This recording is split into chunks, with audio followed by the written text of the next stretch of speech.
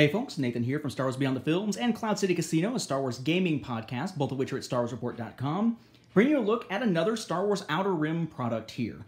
Finally, after way longer than it should have taken, this should have been something available at the time of launch, we now have the game mat for Star Wars Outer Rim. It is a $30 game mat.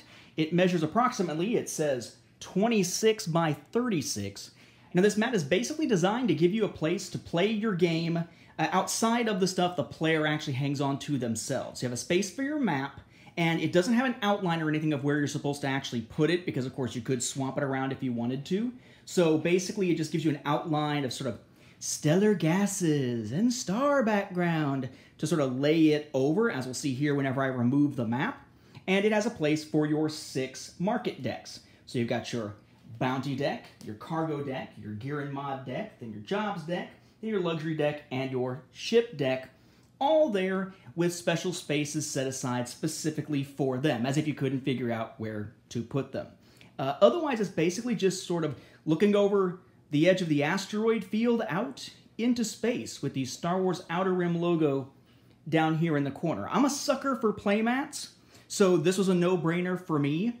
But in particular, if you've already got the game, you've been playing it, and you're used to not playing with the playmat, I imagine this is going to be one of the bigger optional buys out there. Bigger optional buy in the sense of people really questioning whether it's actually something that is necessary.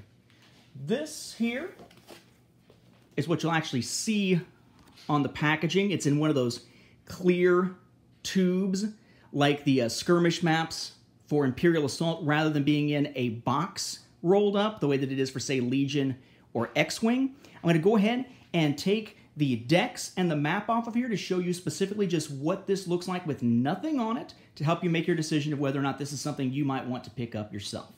And there it is. Like I said, no real place with an outline for the map, but you can see how there's sort of a track here that you can put it on, and you want to have this bit and this bit be what's sort of sticking out of either side of it. So there's sort of an outline to put it on, but not a specific one. It does have a slight sort of map grid outline. You can't really easily see here, but the lines coming out like that. And then, of course, yeah, your places for these 6 market decks, and your Fantasy Flight Games logo, which is slightly off camera, just to the side on the far right corner down here. So, yeah, I mean, for me, this was something I was definitely going to pick up. I like using it when playing the game. It gives it a little bit more atmosphere in the background and keeps the map from sliding depending on what surface I'm playing with it on.